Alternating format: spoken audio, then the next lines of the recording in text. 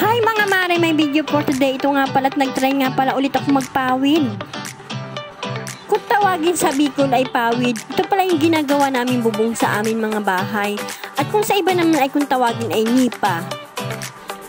At ito nga pala mga kamare, ang pangunahing hanap buhay dito sa aming Bicol.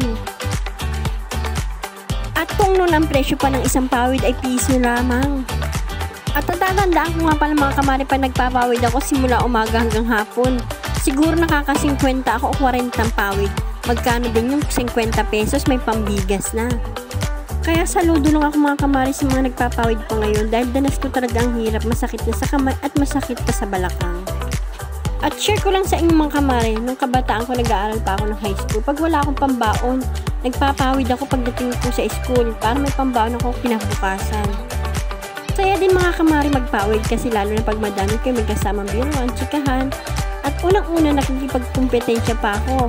Nakikipag-unahan ako matapos sa pawid. Karerahan kami matapos. Ang bayad isang pawid. At naranasan ko din pala mga kamari kumuha ng pako, sasa, at kawayan. Kasi doon sa bundok ng aking lola, doon kumukuha ng mga pako at kawayan. Kaya naranasan ko din yung mga mari. At yun sasa naman mga kamari ay kinukuha lang yun sa ilog. Pero pag kukuha ng sasa sa ilog, ay kailangan mayroon kang bangka paglalagyan ng sasa.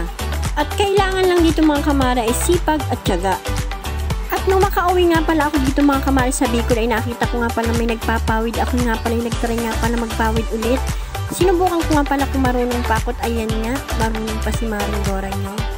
At siya, at hanggang dito na nga lang pala ang video ko mga kagora. Maraming salamat. Bye-bye!